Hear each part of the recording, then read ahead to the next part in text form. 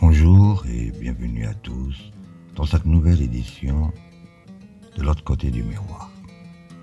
Aujourd'hui, nous avons l'honneur d'accueillir Frantz Fanon, un penseur, un écrivain dont les idées continuent d'influencer les luttes pour la liberté dans le monde entier. Frantz Fanon, merci d'être avec nous. Merci Kateb, c'est un plaisir d'être ici et de discuter de ces questions cruciales. Dans votre ouvrage « Les damnés de la Terre », vous parlez de la décolonisation comme d'un processus nécessaire pour libérer les peuples opprimés. Prenons par exemple la Palestine, qui subit une occupation coloniale. Que diriez-vous de la situation des Palestiniens dans ce contexte? La situation en Palestine est emblématique des luttes décoloniales contemporaines. Les Palestiniens, comme d'autres peuples colonisés, sont confrontés à un système d'oppression qui nie leur identité et leur dignité.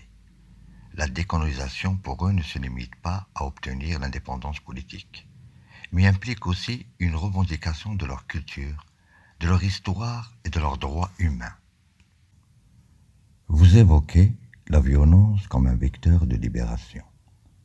Dans le contexte palestinien, certaines formes de résistance ont été qualifiées de violentes. Comment justifiez-vous cette approche dans un tel contexte? La violence, dans le cadre de la colonisation, est souvent une réponse à une violence systématique. Les Palestiniens subissent des injustices quotidiennes et leur résistance, qu'elle soit armée ou pacifique, est un acte légitime de révolte. Il est essentiel de comprendre que cette violence est souvent un cri de désespoir face à une situation d'oppression prolongée. Cela soulève la question de la responsabilité des intellectuels dans ce processus. Quel rôle pensez-vous qu'ils doivent jouer dans la lutte pour la décolonisation et en particulier dans des contextes comme celui de la Palestine? Les intellectuels ont la responsabilité de donner une voix aux opprimés et de dénoncer les injustices. Dans le cas de la Palestine, ils doivent être des alliés dans la lutte pour les droits humains, en exposant la réalité de l'occupation et en soutenant les aspirations des Palestiniens à la dignité et à la liberté.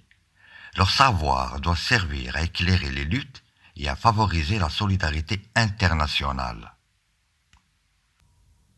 En parlant de la solidarité, comment voyez-vous le soutien international pour la cause palestinienne?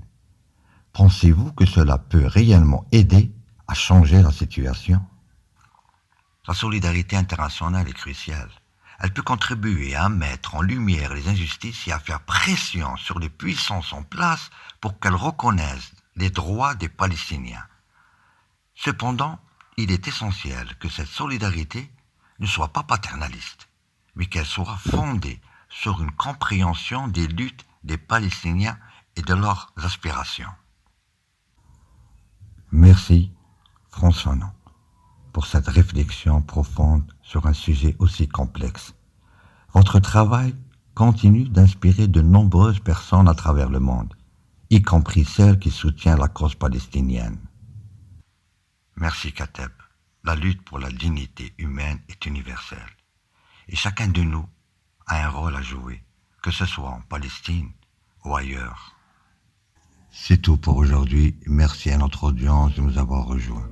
À bientôt pour un nouvel épisode de l'autre côté du miroir.